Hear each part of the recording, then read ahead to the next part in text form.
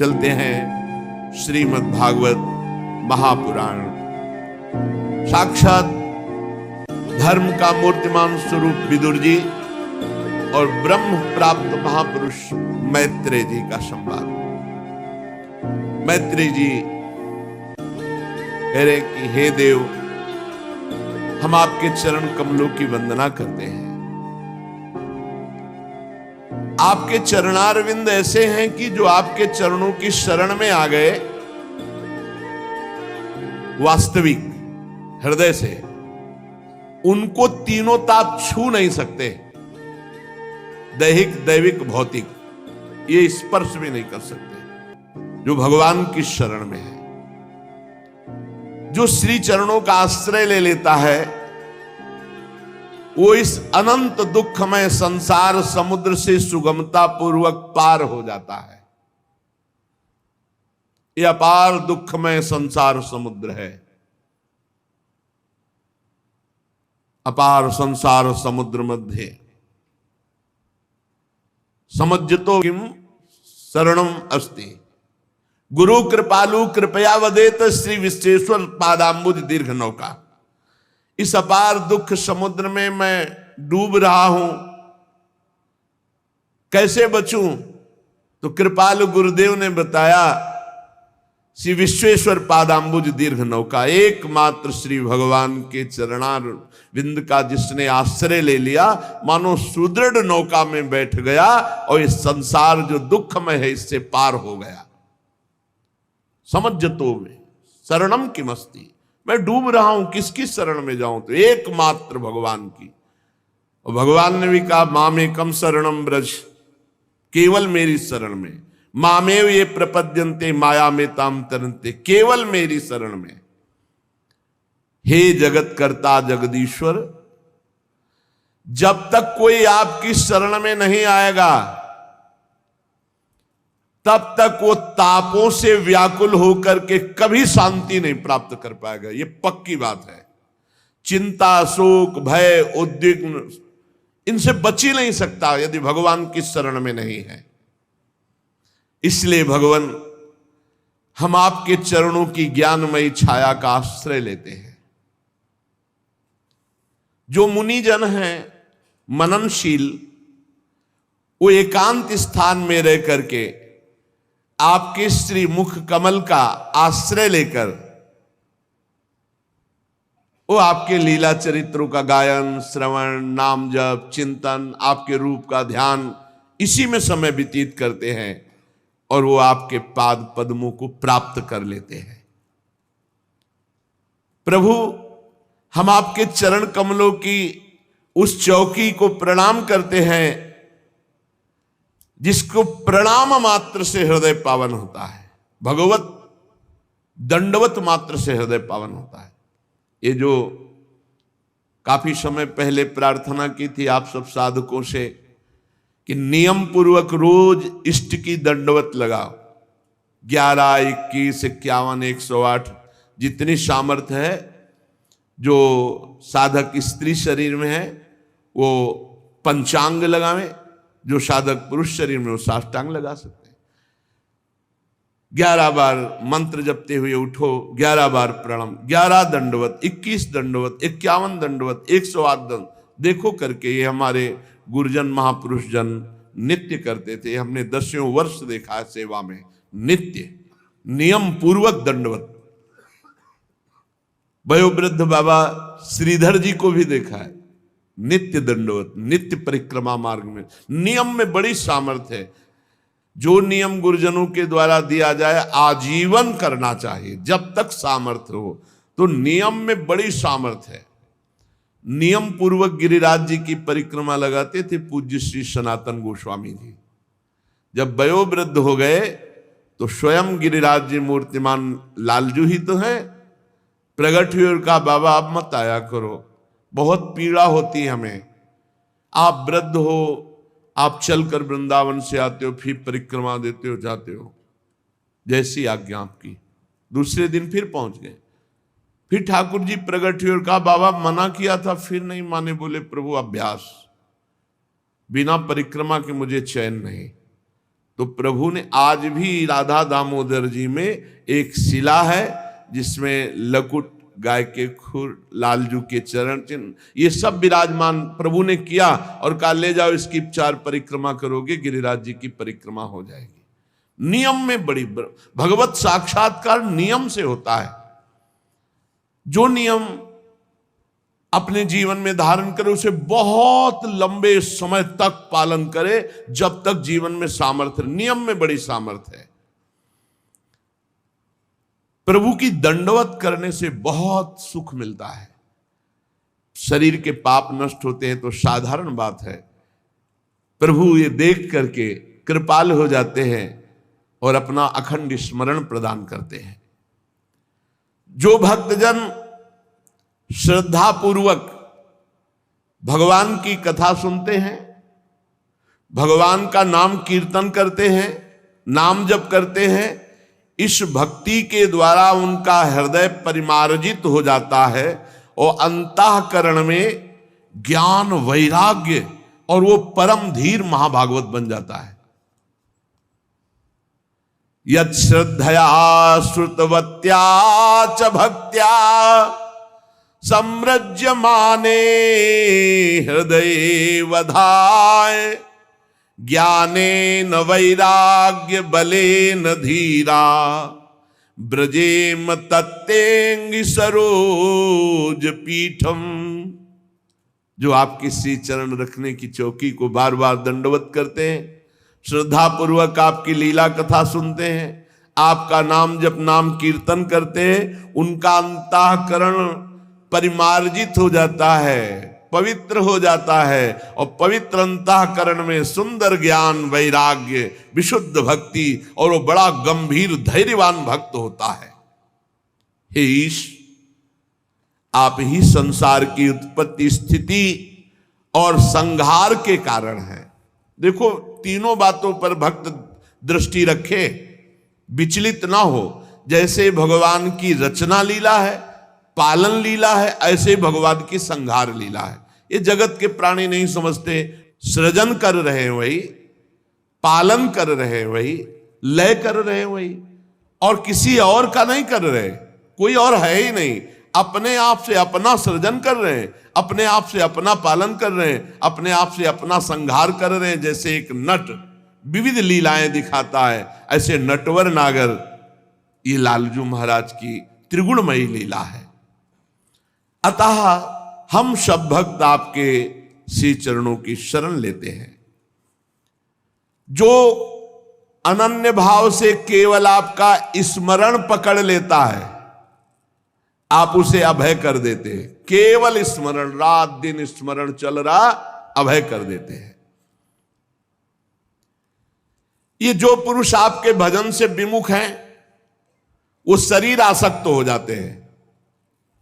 भगवत विमुख की पहचान देहाभिमान, मैं पुरुष, मैं स्त्री, इसमें आसक्त हो जाना। शरीर में आसक्ति सब आसक्तियों को प्रकट कर देती है। मकान की आसक्ति, रिश्तेदारों की आसक्ति, संबंधियों की, माता पिता, भाई बंधु, पुत्र पत्नी, नाना प्रकार की भोग सामग्री की आसक्ति, मूल है देहाभिमान। अब ये तुच्छ पदार्थों में इतना अहंकार कर लेते हैं, पूछो मत। गाड़ी में अहंकार, घर में अहंकार, बैंक बैलेंस में अहंकार, रूप में अहंकार, परिवार का अहंकार, बल का अहंकार। अहंकार की मोटी मोटी रस्सियां उसी में अपने को बांध लिए। ममता का दृढ़ दुराग्रह है। वो आप अंतर्यामी उनके हृदय में बैठे हैं, पर वो आपसे बहुत दूर विमुख रहते हैं। हे परम यशस्वी परमात्मा, जो इंद्रियों के विषयों में सुख भोग रहे हैं, जिनका मन सदैव बाहर पाप कर्म में भटकता है, वो कभी आपके भक्तों का दर्शन, उनका संग या भजन कभी नहीं कर सकते। जो पै दुष्ट हृदय सोई होई, मोरे सन्मुख आव की सोई। पापवंत कर सहज स्वभाव, भजन मोर ते भाव न काओ। हे यशस्वी परमात्मा, जो इंद्रियों के भोगों में सुख ले रहे हैं, जो मन को बाहर दौड़ाकर पाप कर्म कर रहे हैं, वो कभी संत संग, कभी भजन, ये सब नहीं। ऐसे लोगों की दुर्गति ही दुर्गति है। हे देव, हम तो आपकी कथा का पान करके उमड़ी हुई भक्ति के कारण अंतःकरण जो निर्मल हो गया, तो वैराग्य का सार आत्मज्ञान प्राप्त करके तृप्त है, हमें कुछ नहीं चाहिए। ये दूसरे पुरुष जो संसार में माया में फंसकर आपसे विमुख हैं, उनके लिए हमें चिंता है।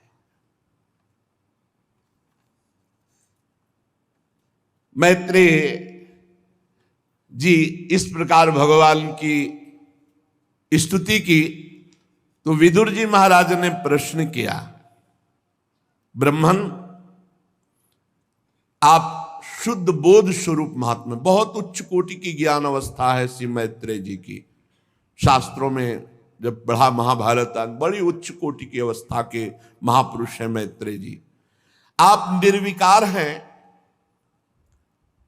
और आपकी निर्गुण अवस्था में स्थिति भी है, पर आप भगवान के लीलाओं का गायन करते हैं, भगवान से प्रीति भी करते हैं।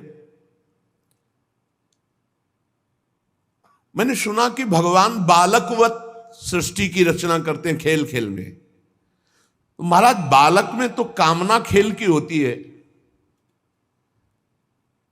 बालक में खेल की कामना होती है, दूसरे के साथ खेलने की इच्छा रहती है, तब वो खेलने का प्रयत्न करता है। लेकिन परमात्मा में तो वो नित्य तृप्त है, पूर्ण काम है, असंग है।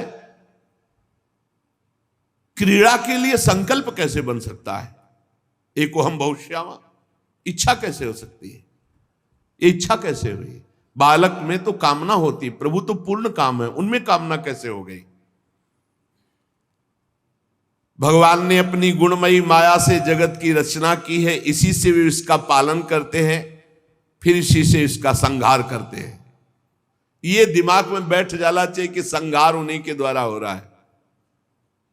ये लीला है उनकी।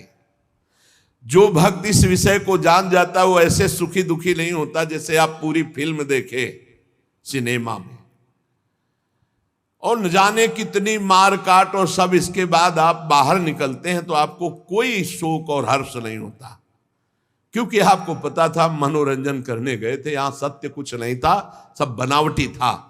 बिल्कुल ऐसे ही सत्य बात समझ लो, महादेव जी कह रहे हैं, उमा कहो मैं अनुभव अपना, और सत हरि भजन जगत सब सपना। जीव अविनाशी, इसे कोई मार नहीं सकता, न मृत्यु न काल, कोई नहीं मार सकता। नयनम छिन्नन्ति शस्त्राणि नयनम दहति पावका, न चैनम क्लेदयन्त्यापो न शोषयति मारुता, न वायवास्त्र न अग्न्यास्त्र न वारुणास्त्र, इनकी ताकत नहीं दिव्यास्त्रों की कि छू सके किसको? जो मैं है। चलो वो नहीं मरा, फिर मरा क्या? बोले शरीर नहीं, ये भी नहीं मरा। अग्नि तत्व में चला गया, वायु तत्व में, जल तत्व में, पृथ्वी तत्व में, आकाश तत्व। कौन मरा?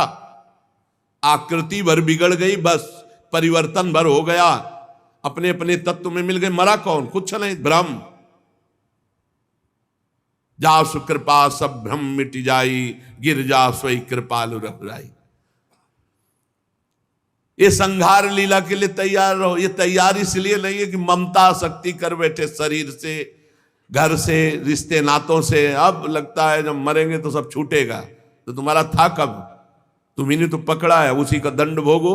अभी होश में हो तो सबको भगवान मान करके ममता भगवान के चरणों में समर्पित कर दो। नाथ सकल संपदा तुम्हारी, मैं सेवक समेत सुत नारी।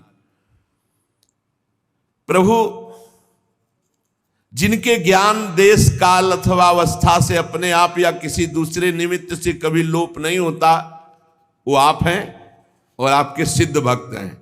किसी अवस्था में ज्ञान का लोप नहीं होता। दुर्भाग्य है कि ये कर्मों में फंसे हुए जीव आपसे विमुख है। दुर्भाग्य है इनका जो भगवान से विमुख है। ये अज्ञान संकट में पड़ के दुख ही दुख भोगते चले जा रहे हैं। इस मोह की बलिहारी जो बड़े बड़ों को फंसा कर मिट्टी में मिला रही है, बड़े बड़ों को। अरे बुद्धि भ्रष्ट हो जाए, भजन न करे तो क्या नहीं कर सकती, और बुद्धि भगवान में स्थित हो जाए तो क्या नहीं कर सकती। जब ऐसा तत्वज्ञानी विदुर जी महाराज ने प्रश्न किया तो मैत्रेय जी मुस्कुराते हुए भगवान का मधुर स्मरण करते हुए कहा, विदुर जी, आत्मा मुक्त स्वरूप था, है, ये मुक्त स्वरूप भोगों की दीनता और शरीर संबंधी प्रियता में बंध गया है। यही बंधन है। माया का बंधन क्या है? बोले भोगों की, सुख की दीनता, ये भोग भोगने को मिल जाए, और प्रिय शरीर और शरीर के प्रिय संबंधी, यही बंधन है। चाहे भक्ति से काटो, चाहे ज्ञान से काटो, ना काटो तो फिर नरक काटो, भोगना पड़ेगा। यही नरक पहुंचाने का हेतु है, पक्का समझ लो, यही बंधन है। इसीलिए भगवान श्री राम सबसे कहते हैं, जननी जनक बंधु सुत दारा, तन धन धाम सुहृद परिवारा, सबकी ममता ताग बटोरी, मम पद मन ही बांध बर डोरी। किंतु ये समझ में नहीं आती कि मैं बंधा हुआ हूं, यही भगवान की माया है। किसी को समझ, पूछो बंधन है क्या? क्या बंधन है? हम स्वतंत्र हैं, हम क्या, हमें क्या बंधन है? उसको समझ में नहीं आता। और जिसको समझ में आ गया कि बंधन है, हाय हाय मच जाता है। मुमुक्षुता जागृत हो जाए, हाय हाय मच जाएगा। या भगवत प्राप्ति की लालसा जागृत हो जाए तो चैन नहीं मिलेगी। नहीं खान पान ते भावे है, किसके लिए? ये शरीर तो नाशवान, छूटने वाला, मुझे तो इससे छूटना है ना, इस शरीर से छूटना है, इस शरीर के राग से छूटना है।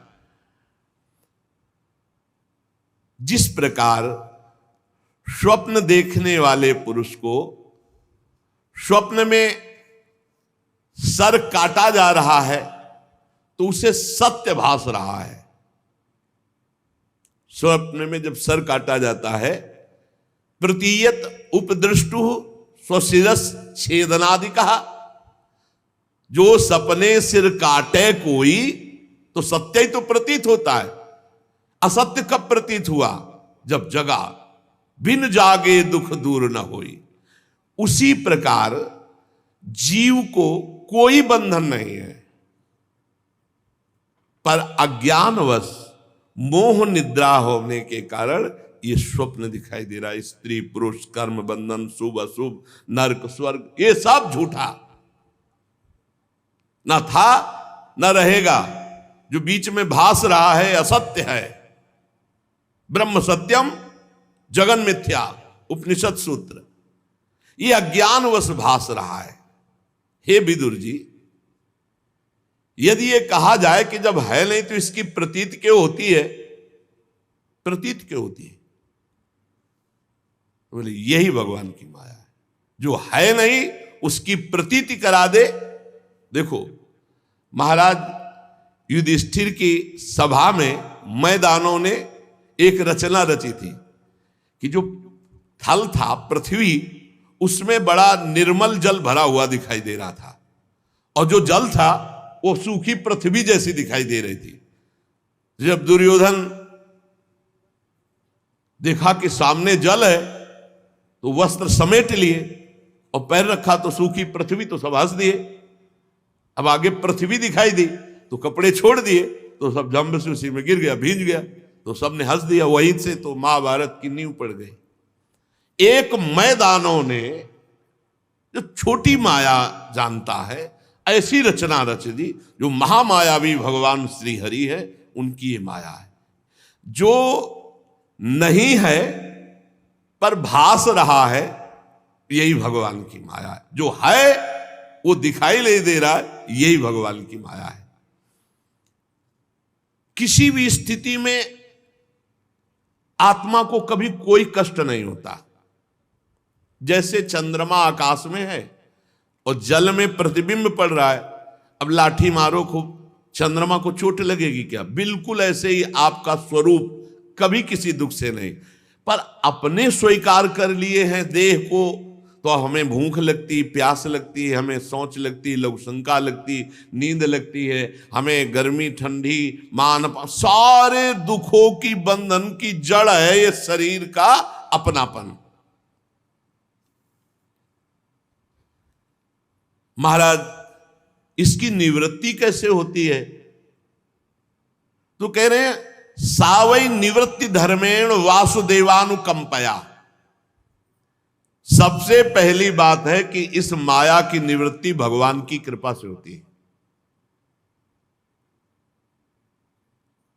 भगवान की कृपा से अहंकार पहले नाश। आप किसी साधन से इसकी निवृत्ति कर पाए? असंभव। नाथ जीव तव माया मोहा और सो निस्तरी तुम्हारी छुआ, तुम्हारे ही कृपा दुलार से। अब भगवान की कृपा कैसे प्राप्त हो? सबसे पहली बात है वासुदेवानुकंपया। भगवान की अनुकंपा से ही इस माया से मुक्त हुआ जा सकता है। मत प्रसादात तरिष्यति, मेरे कृपा प्रसाद से तर जाएगा। अब भगवान की कृपा कैसे प्राप्त करें? रामचरितमानस में लिखा है, मन क्रम बचन छाड़ी चतुराई, ओ भजत कृपा करी है रघुराई। मन वचन कर्म से कपट त्याग कर भगवान की शरण में होके भजन करो। सावई निवृत्ति धर्मेण वासुदेवानुकंपया भगवद भक्ति योगेन तिरोधत्ते सनैरी। शब्द पर ध्यान देना, धीरे धीरे विषयों का त्याग करते हुए। सनई सनई सहत सहत बाढ़े भगति। भगवान की जब कृपा होती है तो मन वचन कर्म से भगवान की शरणागति प्राप्त होती है। वो धीरे धीरे विषयों का त्याग करता जाता है। धीरे धीरे एकदम कोई संकल्प ना ले, धीरे धीरे जितना त्याग होता जाए उसको बिल्कुल ब्रेक मारता जाए, दोबारा स्वीकार न करे, जितना त्याग करता जाए आगे बढ़ता जाए। ऐसे त्याग की प्रवृत्ति पुष्ट होती है। और एकदम कसम खाए आज के बाद कुछ नहीं, 4 6 दिन 10 दिन महीना भर मुंह भरा फिर उसी में गिर पड़ोगे, ये सिद्धांत नहीं। धीरे धीरे क्रमशः सहत सहत बाढ़े भगति गृह तनु गुरु हितगार। धीरे धीरे इंद्रियों को विषयों से हटाकर साक्षी परमात्मा श्री हरि में निश्चल भाव से स्थित करें। जिस समय निरंतर भजन चलने लगता है तो जैसे बहुत ध्यान देने योग्य विषय, एक एक शब्द बड़ा गूढ़ है। जिस समय निरंतर भजन चलने लगता है उस समय हृदय की भजनानंदी की स्थिति हो जाती है। जैसे गाढ़ निद्रा में सोए हुए पुरुष का शुभ अशुभ कोई संकल्प नहीं होता।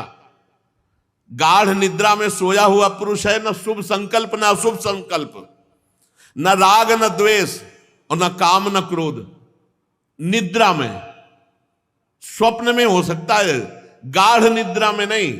ऐसे ही गाढ़ निद्रा की स्थिति जागृत में होती उस महापुरुष की जिसका निरंतर भजन चलता है। जो भगवत कृपा पात्र अपने चित्त को भगवान वासुदेव में, प्रियालाल में स्थित कर देता है, वो गाढ़ अवस्था ऐसी होती है। कभी 2-4 मिनट के लिए भी आई होगी तो आप समझ रहे होगे, नहीं तो नहीं समझ पाओगे।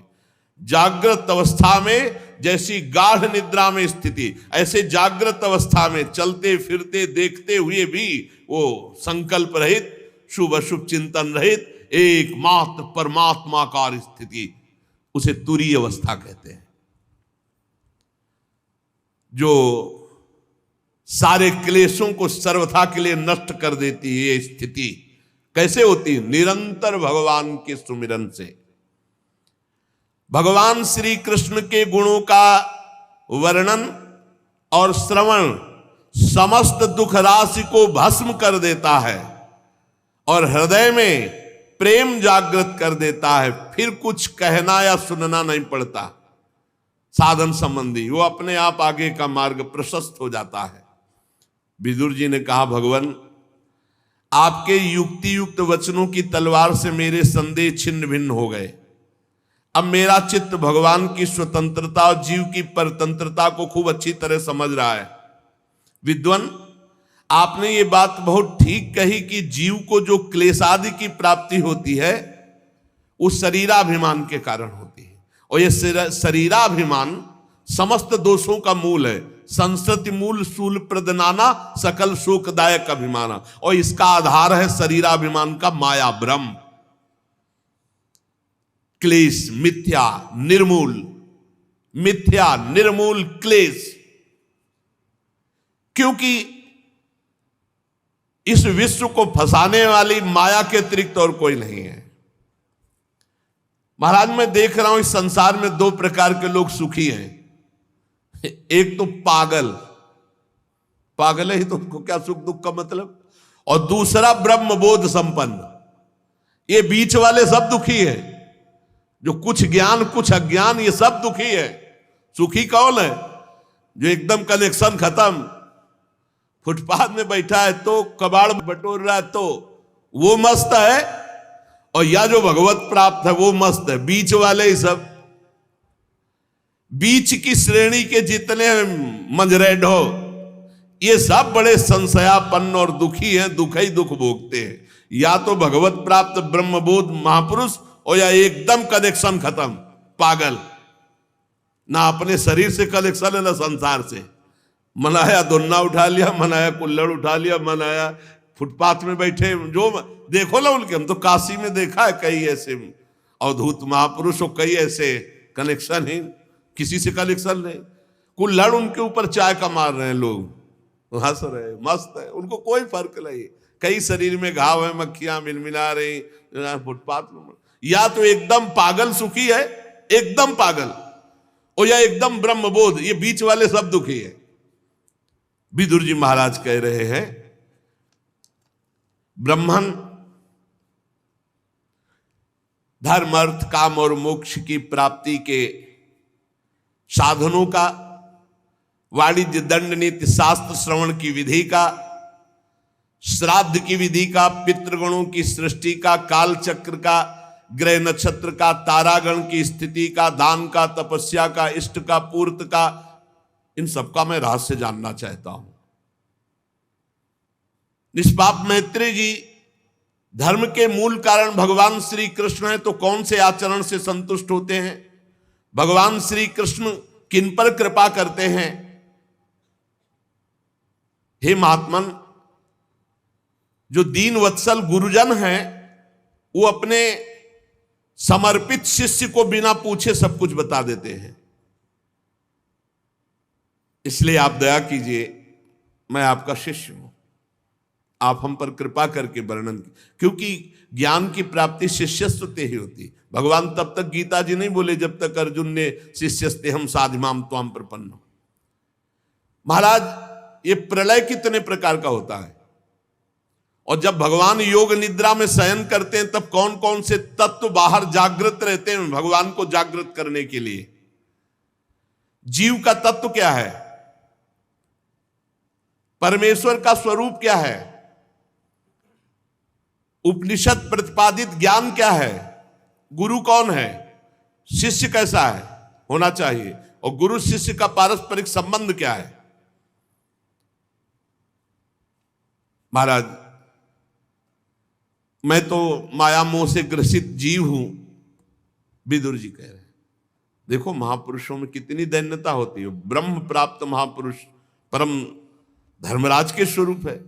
मेरी तो विचार दृष्टि नष्ट हो गई है, मैं अज्ञ हूं, आप मुझ दीन पर कृपा करें और जो मैंने प्रश्न किया उनका उत्तर दे। ऐसा कितनी दैन्यता होनी चाहिए प्रश्नकर्ता में।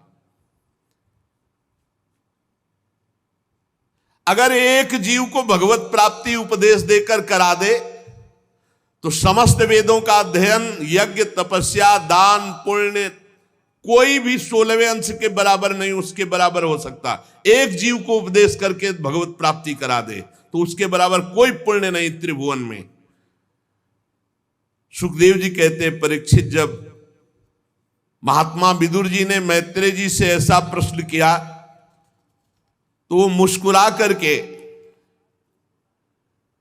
विदुर जी से कहा, आप कुछ भी बोलो, मैं जानता हूं आपको, आप भगवत भक्तों में प्रधान परम ज्ञानी लोकपाल स्वयं धर्मराज ही हैं, आपकी तो दैन्य वार्ता है। धन्य है आप, निरंतर पद पद पर श्री हरि की कीर्तिमयी लीला को नित्य नूतन मानकर सुनना चाहते हैं। क्षुद्र विषय सुख की कामना से महान दुख को मोल लेने वाले पुरुषों की बड़ी दुर्गति होती है। बहुत क्षुद्र विषय सुख, पूरा जीवन बर्बाद। ये भगवान श्री हरि की परम पावन चर्चा से युक्त जो मैं तुम्हें सुनाने जा रहा हूं, ये संकर्षण भगवान ने सनकादि ऋषियों को सुनाया था। अखंड ज्ञान संपन्न आदिदेव भगवान संकर्षण पाताल लोक में विराजमान है। सनक सनंदन सनातन सनत कुमार आदि ऋषियों ने परम पुरुषोत्तम ब्रह्म का तत्व जानने के लिए भगवान संकर्षण से प्रश्न किया, जैसा तुमने मुझसे किया। मैत्रेय जी कह रहे, उस समय भगवान शेष जी अपने आश्रय स्वरूप परमात्मा के ध्यान में मानसिक पूजा में थे, जिन्हें वासुदेव श्री कृष्ण कहते हैं। उनकी पूजा में जब सनत कुमार आदि ज्ञानी जनों ने प्रश्न किया तो धीरे धीरे उन्होंने नेत्र खोले। सनत कुमार ऋषियों ने मंदाकिनी आकाश गंगा के जल से भींगी हुई जटाओं से उन चरणों को स्पर्श किया, संकर्षण जी के, जिन चरणों की नागराज कुमारियां अभिलषित वर की प्राप्ति के लिए प्रेम पूर्वक उपहार सामग्रियों से पूजा किया करती है। सनत कुमार आदि भगवान के तत्व के और लीला के दोनों के मर्मज्ञ हैं। शेष भगवान हजारों फण दिव्य मणियां चमक रही हैं। सनत कुमार जी से बोले, वो जो ज्ञान भगवान शेष जी ने सनत कुमार जी को दिया, परमहंसों में प्रधान श्री सांख्यायन जी को सनकादि ने दिया। सनकादि ने सांख्यायन जी को, सांख्यायन जी ने हमारे गुरु पराशर जी को दिया, पराशर जी ने बृहस्पति जी को, और पराशर जी से ही पुलस्त मुनि को, और फिर क्रम से वो मुझे प्राप्त हुआ। मैत्रेय जी कह रहे, इस क्रम से ये ज्ञान मुझे प्राप्त, ये ज्ञान गुरु परंपरा से प्राप्त होता है। सुनो, ये सृष्टि पूर्व में कुछ नहीं थी, केवल जल ही जल, केवल जल ही जल, और उस जल में एकमात्र भगवान नारायण, भगवान संकर्षण शेष जी की सैया पर आराम से वो अपनी ज्ञान शक्ति को अपने अंदर योग माया से आच्छादित करके नेत्र मूंदे हुए शयन कर रहे थे। जैसे अग्नि अपनी दाहिका शक्ति को छिपाकर काष्ठ में रहती, काठ में अग्नि रहती है पर घर्षण करने पर वो दाहिका शक्ति सहित प्रकट होती है। भगवान संपूर्ण प्राणियों को, ब्रह्मा जी आदि सबको लेकर के अकेले शयन कर रहे थे, केवल जल ही जल था जब सृष्टि नहीं थी। भगवान ने अपने को जागृत करने के लिए, पुनः सृष्टि रखने के लिए काल और उसका स्वभाव और उसका कर्म, इनको बाहर छोड़ दिया था।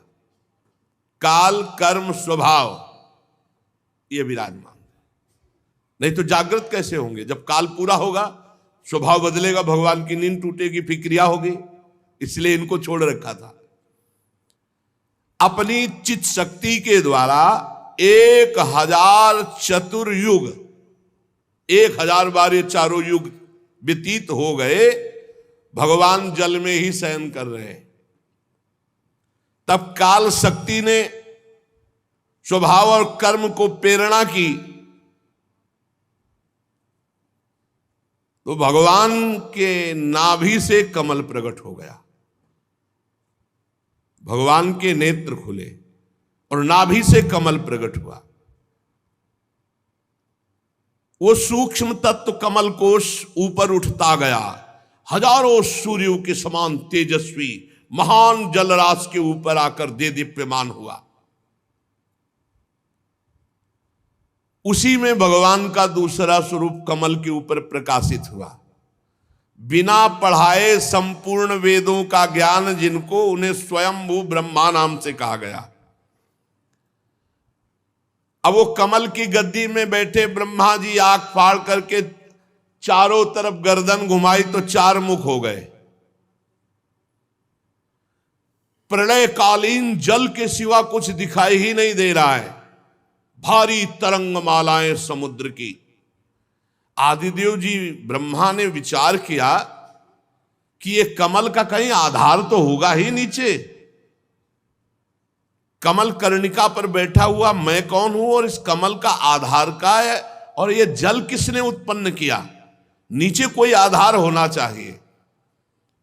वो कमल नाल पकड़ के उतरे, खोजते खोजते हार गए, पर आधार ही नहीं मिला। 100 दिव्य वर्ष तक, दिव्य वर्ष, बहुत काल व्यतीत हो गया खोजते खोजते, लेकिन कहां से कमल उत्पन्न हुआ है आधार ही नहीं मिला। विफल मनोरथ होकर लौट आए और पुनः कमल में बैठ गए। ये प्राणवायु को रोक दिया और चित्त को निसंकल्प करके समाधि में स्थित हो गए। दिव्य 100 वर्षों तक समाधि में रहे ब्रह्मा जी। तब जिसे कमल नाल पकड़कर खोज नहीं पाए थे, उसको अपने हृदय में देखा, प्रभु को अपने हृदय में देखा कि प्रलयकालीन जल में शेष जी की गौर वर्ण, भगवान जो शेष जी हैं वो गोरे रंग के हैं, काले नहीं हैं। श्याम वर्ण के ठाकुर जी लेटते हैं, गौर वर्ण के शेष जी का श्रीअंग वही तो गोरे लखनलाल और गोरे बलराम जी के रूप में है। शेष भगवान ही तो है। गौर विशाल विग्रह, अकेले भगवान पुरुषोत्तम लेटे हुए हैं। शेष जी के 10,000 फण हैं, कहीं 1000 फण का आता है, यहां 10,000 फण है। छत्र के समान फैले हुए, मस्तक पर बड़ी अद्भुत मणियां, चारों ओर का अंधकार उन मणियों से दूर हो रहा है। और भगवान श्याम शरीर की आभा से मरकतमणि पर्वत की शोभा को लज्जित करते हुए शयन किए हुए। उनकी कमर का पीतपट चमकते हुए मेघों की भांति, चमकते हुए मेघ श्याम रंग प्रभु का, और चमकती हुई बिजली की कांति जैसा पीतांबर। सिर पर सुशोभित सुवर्ण मुकुट, बनमाला, भुजदंड, बहुत ही विशाल अजान बाहु, और श्री विग्रह पूरे त्रिलोकी को घेर ले, ऐसा विशाल श्री विग्रह भगवान का, जो शेष सैया पर है। परिमाण में लंबाई चौड़ाई त्रिलोकी, पूरी त्रिलोकी को घेरे। दिव्य वस्त्राभूषणों से सुशोभित पीतांबर आदि धारण किए, बड़ा कृपालुता झलक रही है। ऐसा दर्शन कर रहे हैं अपने हृदय में ब्रह्मा जी, अपने आधारभूत कमल के, जहां से कमल प्रकट हुआ है। सुंदर नासिका, अनुग्रह वर्षी भौहें, कानों में झिलमिलाते हुए कुंडल, बिंबा फल के समान लाल लाल अधर, मुस्कान, सबके चित्त को चुराने वाला मुखारविंद, मानो अभी सब कुछ दे डालेंगे ऐसी उदारता झलक रही है। प्रभु के गले में वेद रूप भंवरों से गुंजायमान माला, वेद ही भंवरे हैं, माला में जो सुगंध, तो मानो वेद ध्वनि कर रहे भंवरे। किसी की पहुंच नहीं आपकी कृपा के बिना आप तक, किसी की पहुंच नहीं है। सुदर्शन चक्रादि भी दूर सेवा में खड़े रहते, जब तक आदेश नहीं होगा तब तक नजदीक नहीं जाएंगे, आसपास दूर घूमते रहते हैं। विश्व रचना करने वाले लोक विधाता ब्रह्मा जी ने भगवान के नाभ सरोवर को देखा, वहां से कमल, और कमल में अपने आप को देखा, ये सब हृदय में देख रहे हैं। ब्रह्मा जी अचिंत गति भगवान श्री हरि में चित्त लगाकर उन प्रभु की स्तुति करने लगे।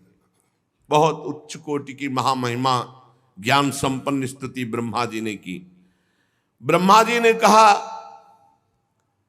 प्रभु आज बहुत समय के बाद मैं आपको जान सका हूं।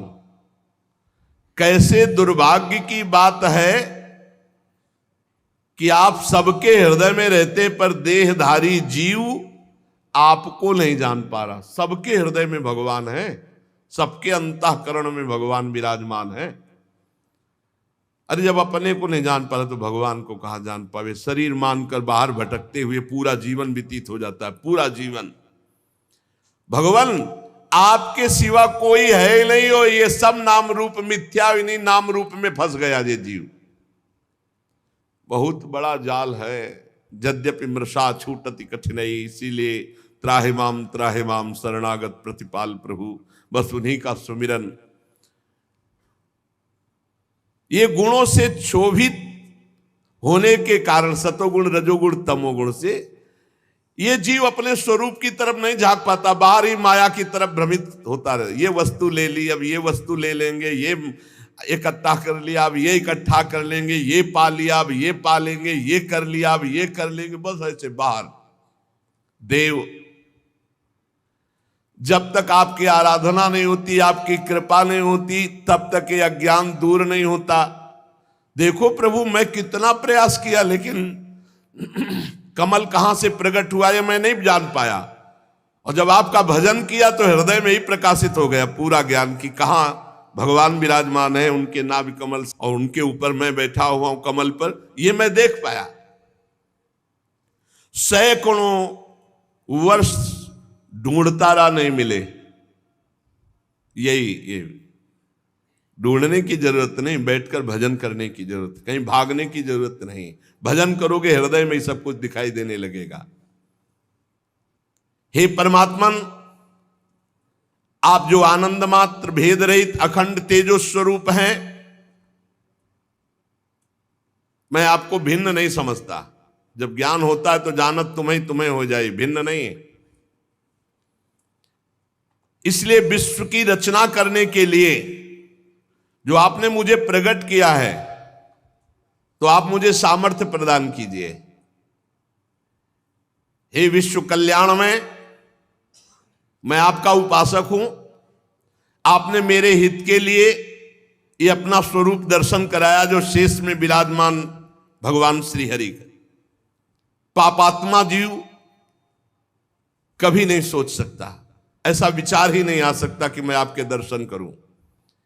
ये तु त्वदीय चरणाम्बुज को सगंधम जिघ्नन्ति कर्ण विवरै श्रुतिवात नीतम भक्त्या गृहीत चरणः परया च तेषां नापैसि नाथ हृदयाम्बुरुहात् स्वपुंसां तावद् भयं द्रविणगेह सुहृन्निमित्तं शोकः स्पृहा परिभवो विपुलश्च लोभः तावन्ममेत्यसद्वग्रहार्तिमूलं यावन्न तेहिमभयम प्रवणीत लोकः दैवेन ते हत धियो भवतः प्रसंगात् सर्वाशुभोपशमना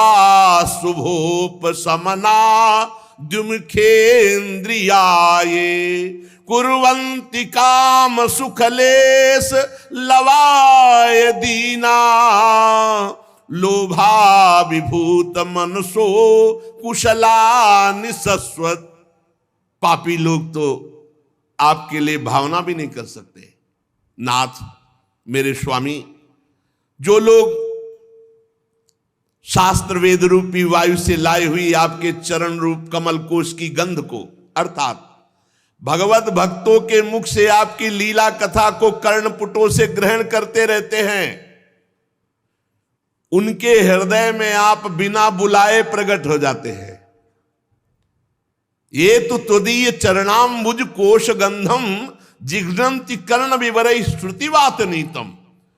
जो भगवत प्रेमी भगवान के चरणारविंद के आसक्त चित्त महात्मा है, इनके मुख से जो भगवत चर्चा निकलती रहती, शास्त्र वेदों का सार, उसको जो लोग अपने कर्णपुटों से श्रवण करते रहते हैं, तो बिना बुलाए भगवान उनके हृदय में प्रकाशित हो जाते हैं, कभी उनके हृदय से दूर नहीं होते। भक्त्याग्रहित चरणया परयाच तेषाम, वो भक्ति रूपी पराभक्ति रूपी डोरी से आपके चरणों को बांध लेते हैं।